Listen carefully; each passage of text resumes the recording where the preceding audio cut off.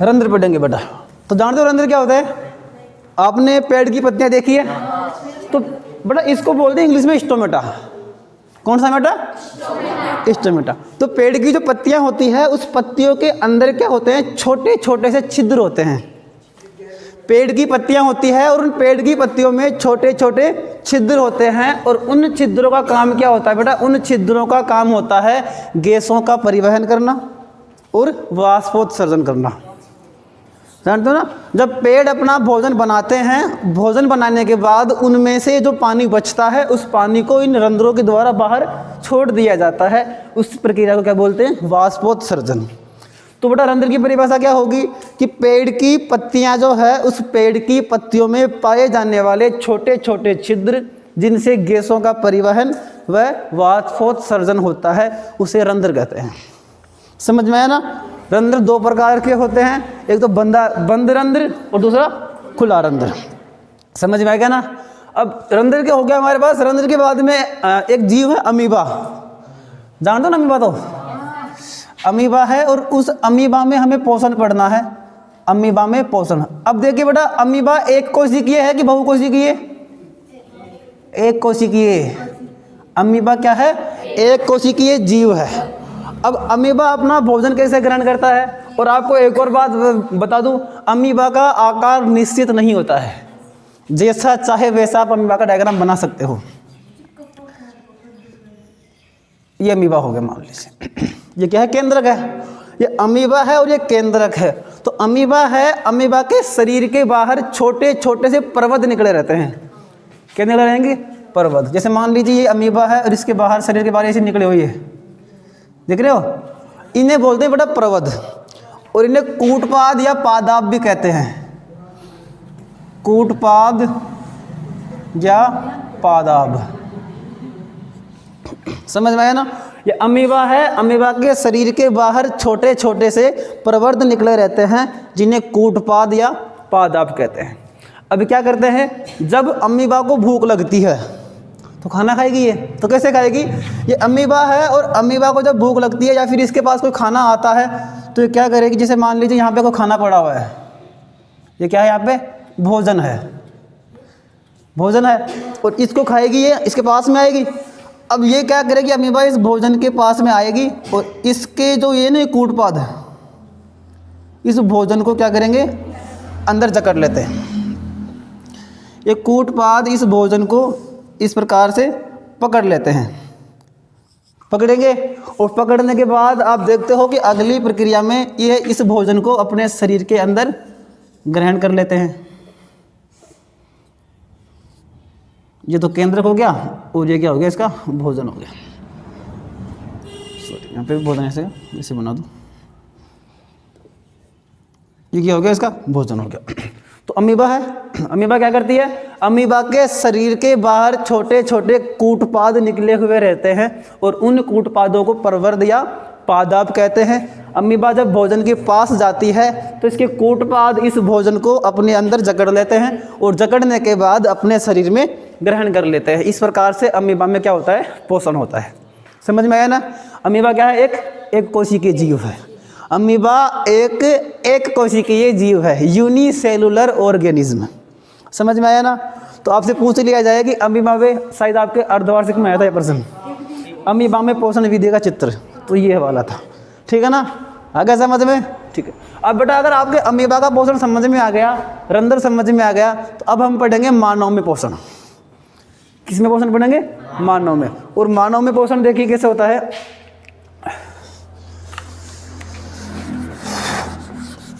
मानव में बेटा जो पोषण होता है ना, उसकी विधि है खतरनाक वाली।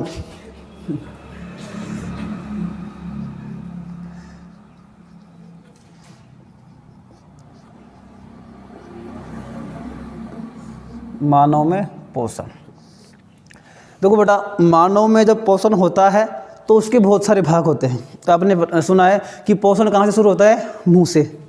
मुंह में क्या क्या होता है? दांत भी होती है, जीभ भी होती है, उसके बाद में गला भी होता है हमारे शरीर में, गला के बाद पेट भी होता है, फिर छोटी आंत, फिर बड़ी आंत, उसके बाद में मलाशे, उसके बाद में आपने सुना गुदा, सभी उसमें कुछ ग्रंथें भी भाग लेती है बीच में। तो मानव में जब पोषण होता है बेटा, तो मानव में पोषण कहाँ से शुरू होता है? मुंह से। तो इस मानव में पोषण के दो भाग होते हैं। पहला भाग है उसे हम कहते हैं आहार नाल। क्या कहते हैं पहले भाग को? आहार नाल। और दूसरा भाग क्या है? ग्रंथियाँ, पाचक ग्रंथियाँ।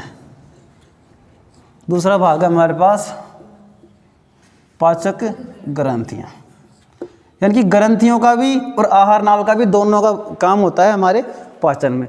तो बेटा आहार नाल का जो पहला भाग है, उस पहले भाग का नाम है मुख, या हम इसको मुंह कह सकते हैं। कह सकते हैं मुंह। हमारे पाचन की जो क्रिया है इस मुंह से ही शुरू होती है। समझ में आ रहा ना? पाचन की क्रिया मुंह से शुरू होती है। बेटा मुंह के कितने भाग होते हैं? दो।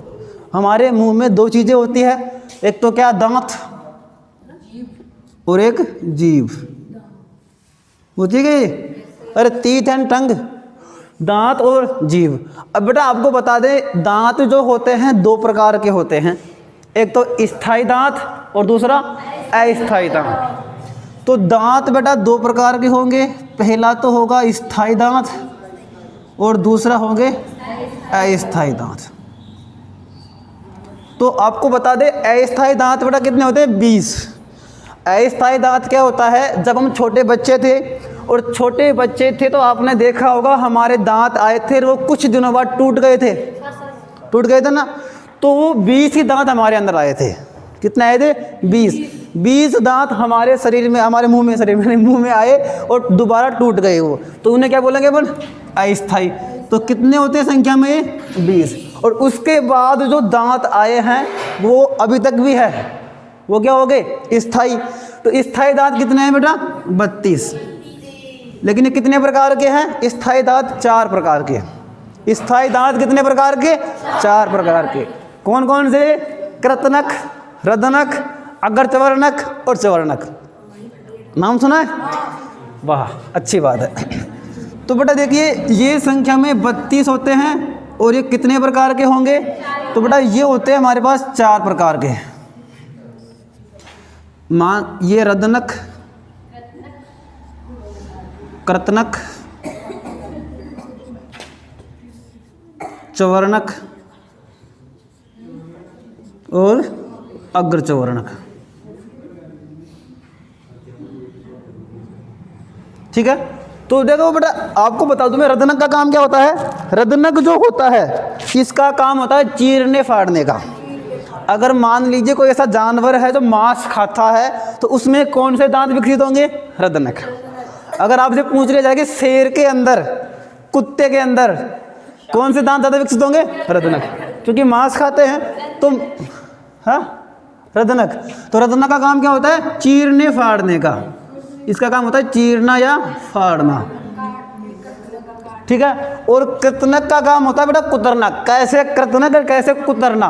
फिर चूहा देखा, चूहा, तो इसका काम होता है कुतरना। क्या काम होगा इसका? कुतरना। रदनक का काम होता है चीरना फाड़ना, कृतनक का काम होता है कुतरना। और अगर चवर्णक का और चवर्णक का दोनों का काम होता है भोजन को पीसना। क्या काम करते हैं? भोजन को पीसते हैं। क्या यहाँ तक का समझ में आया? पक्का समझ में आया ना? क्या होता है बेटा, हमारा जो पोषण है मानव में, उसके दो भाग होते हैं, आहार नाल और पाचक ग्रंथियाँ। आहार नाल का पहला भाग है मुख। मुंह है ना पहला भाग। मुंह के अंदर दांत होते हैं और जीभ होते हैं। तो दांत क्या काम करते हैं बेटा? भोजन को काटता भी है, चीरता भी है, फाड़ता भी है, पीसता भी है। तो दांत दो प्रकार के होंगे, स्थायी और अस्थायी। अस्थायी दांत बेटा इन्हें दूध के दांत भी कहते हैं। क्या बोलते हैं इन्हें? दूध के दांत। इन्हें दूध के दांत भी कहते हैं। कितने होते हैं संख्या में? 20 होते हैं। और स्थायी दांत जो होते हैं ये 4 प्रकार के होते हैं, रदनक, कृतनक, अग्रचवर्णक और चवर्णक। समझ में आया? आ गया ना समझ में? अब बेटा अगर आपसे पूछ लिया जाए कि दंत सूत्र क्या होता है, इस दांतों का फॉर्मूला भी होता है, तो मैं आपको बता देता हूं दंत सूत्र। बेटा वयस्क मनुष्य होता है ना, जवान लड़के हैं, जवान लोग, बेटा दंत सूत्र वयस्कों में तो होता है 21-23 बटे 21-23 गुणा 2। किस में होता है? वयस्क में। और अगर बच्चों की बात करें 2102 गुणा 2, ये किस में होता है? बच्चों में। यहाँ तक समझ में आया? दंत सूत्र बड़े लोगों में तो 2123/2123 गुणा 2 होता है, छोटे बच्चों में 2102 गुणे 2 होता है। समझ में आया क्या? अब देखिए बेटा, अगर आपके दांत के बारे में समझ में आ चुका है तो अब किसके बारे में पढ़ेंगे अपन? जीभ। तो देखिए जीभ का काम क्या होता है? पहली बात तो जीभ का काम होता है स्वाद लेना। क्या लेना? स्वाद। आहा, इसका काम होगा बेटा स्वाद लेने का। तो जीभ स्वाद लेगी। दूसरी बात क्या करेगी बेटा? जीभ में एक ग्रंथि होती है, इसलिए पढ़ेंगे पास ग्रंथि में। तो जीभ में एक ग्रंथि होती है, उस ग्रंथि का नाम है लाला ग्रंथि। कौन सी ग्रंथि? लाला। और उस लाला ग्रंथि को लार ग्रंथि भी कहते हैं। समझ में आया ना?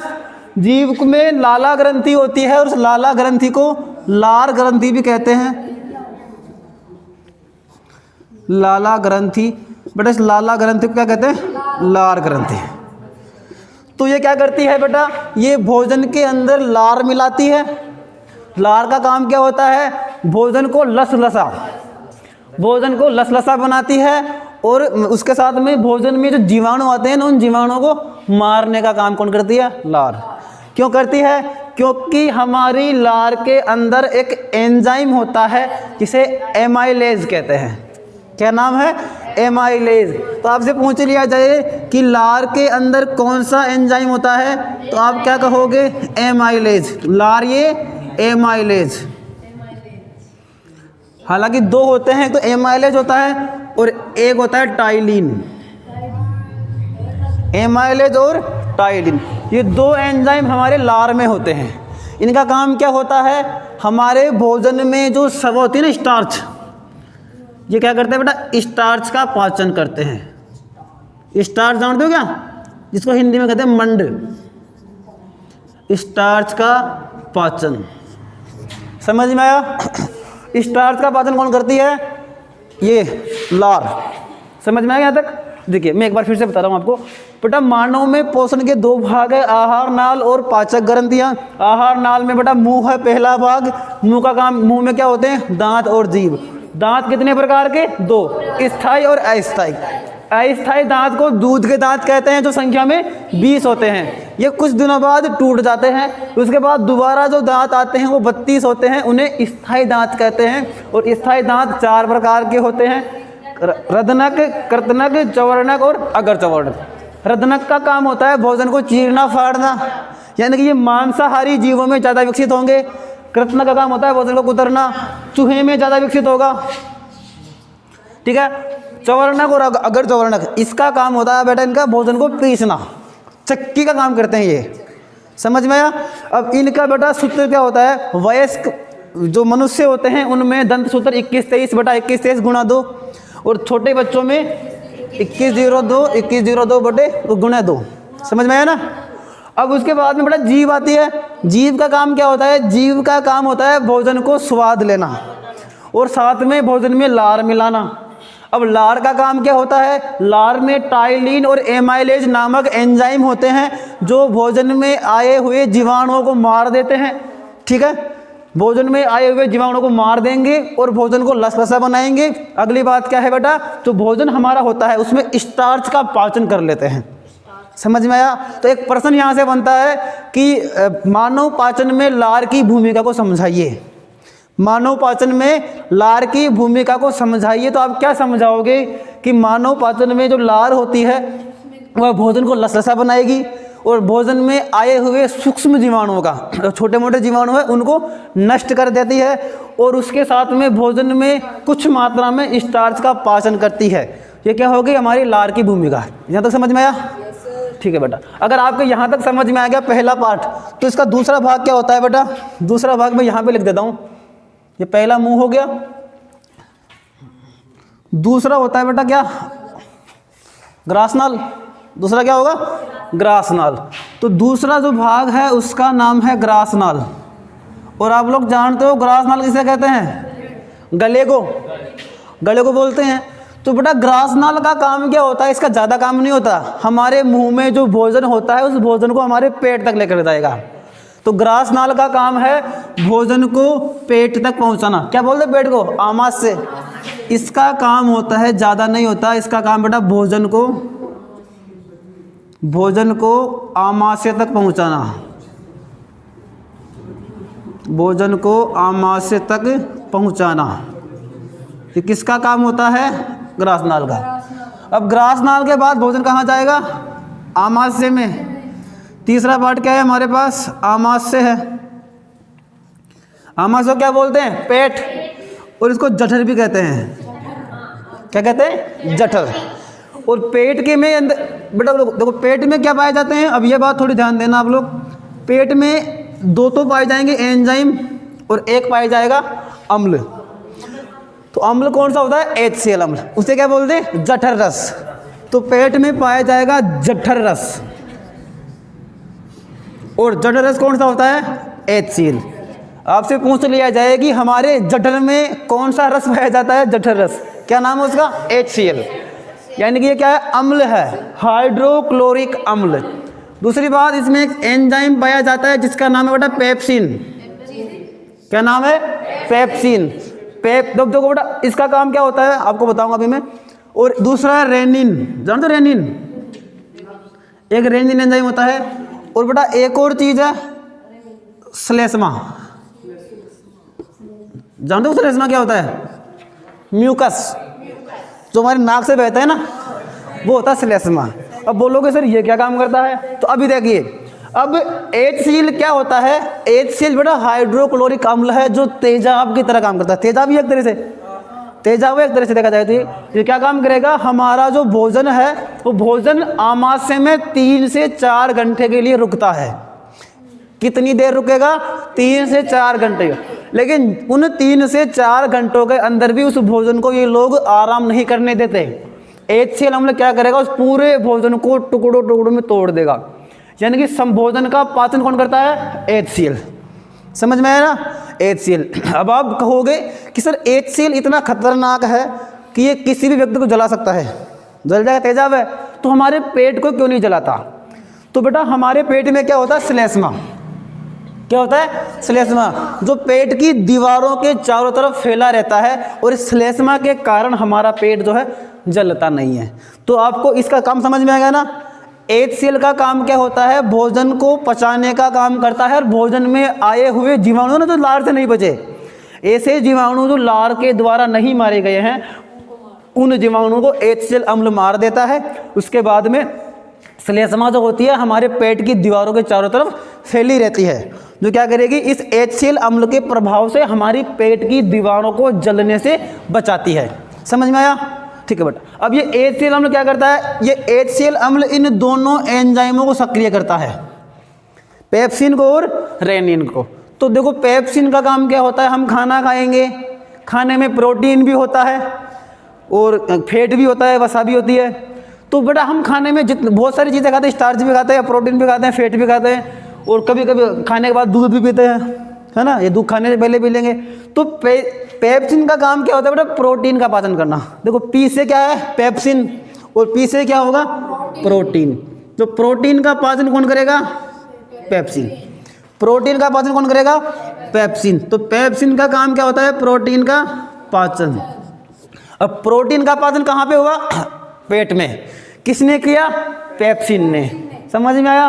अब बात करते हैं रेनिन की, कि रेनिन क्या होता है? ये भी एक एंजाइम है। ये एंजाइम क्या करता है? जो दूध होता है ना, दूध, उस दूध का पाचन ये एंजाइम करता है। दूध का पाचन। दूध में क्या होती है? कैसीन। दूध में क्या होती है? कैसीन। दूध का पाचन कौन करता है? रेनिन। प्रोटीन का पेप्सिन, और भोजन का HCl। अब देखो बेटा ये भी प्रश्न पूछता है कि मानव पाचन में HCl की क्या भूमिका है? तो बता दोगे? भोजन में आए हुए सभी जीवाणुओं को नष्ट कर देता है, भोजन का पाचन कर देता है। और रुक जा यार, इससे निकल ले। समझ में आएगा ना तक? ये समझ में आया? पेप्सिन का, रेनिन का। अब आमाशय के बाद भोजन जो है, देखो अगर भोजन यहाँ पे पच चुका है तो कहाँ जाएगा फिर? छोटे आंत में। इसका मैं आपको डायग्राम बना के बताऊंगा। छोटी आंत में भोजन जाएगा और छोटी आंत में क्या होगा, जो वसा हम खाते हैं ना, वसा फैट, उस वसा का पाचन छोटी आंत में होता है। कहाँ पे होता है? छोटी आंत में। क्यों होगा? क्योंकि बेटा यहाँ पे ग्रंथि, देखो यहाँ पे मैं लिख दे रहा हूँ, पहली ग्रंथि का नाम क्या है? लाला ग्रंथि। और दूसरी ग्रंथि का क्या नाम है बेटा? यकृत। क्या नाम है? यकृत। और यकृत ग्रंथि क्या करती है? यकृत ग्रंथि बेटा पित्तरस छोड़ती है। क्या छोड़ती है? पित्तरस। ये तो छोड़ती है बेटा टाइलिन एंजाइम, टाइलिन व एमाइलेज। और ये क्या छोड़ती है बेटा? ये छोड़ती है पित्तरस। और पित्तरस को क्या बोलते हैं अपन अंग्रेजी में? Bile juice. बाइल जूस कहते हैं इसको अंग्रेजी में देखा जाए तो।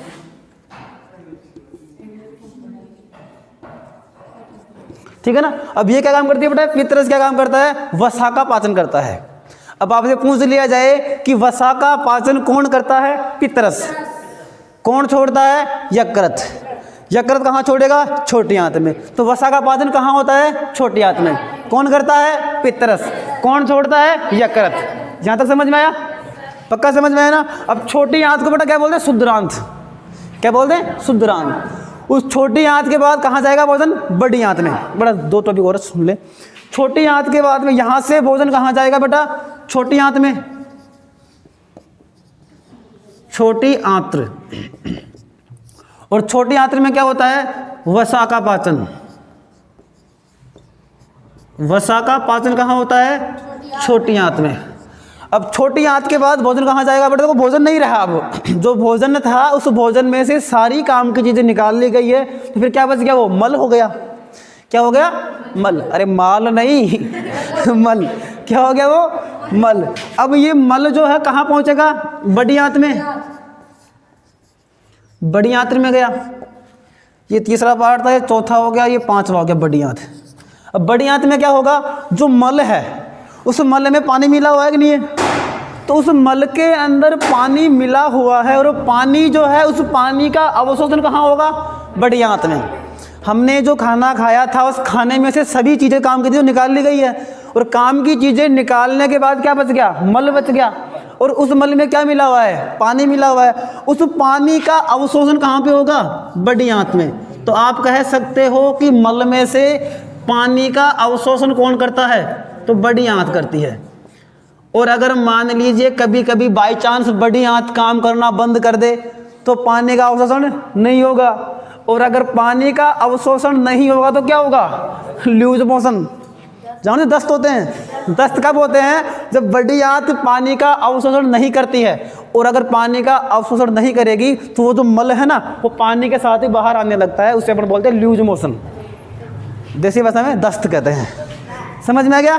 तो पानी का अवशोषण कौन करती है? बड़ी आंत। और बेटा बड़ी आंत क्या करती है? पानी का अवशोषण करने के साथ साथ एक पदार्थ भी इसमें मिलाती है, जिस पदार्थ का नाम है बिलिरुबिन। कौन सा रूबिन? बिलिरुबिन। अब आप बोलो सर ये क्या बोला है? बेटा बिलिरुबिन क्या करती है? जो मल है ना हमारा, इस मल को पीला रंग प्रदान करती है। देखा होगा ना आपने, जो मल है उस मल को पीला रंग प्रदान करने का काम कौन करता है? बिलिरुबिन। बिलिरुबिन इसका काम। बिलिरुबिन का काम क्या होता है? पीला रंग। बिलिरुबिन का काम होता है पीला रंग प्रदान करना। यहाँ तक समझ में आया? अब उसके बाद में इतनी प्रोसेस हो चुकी है तो ये मल है कहाँ जाएगा? मलाशय में। और मलाशय से बाहर निकाल दिया जाएगा। तो ये होगी बेटा मानव में पोषण की प्रक्रिया। समझ में आया क्या? पक्का समझ में आया? दिनेश ठीक है बेटा।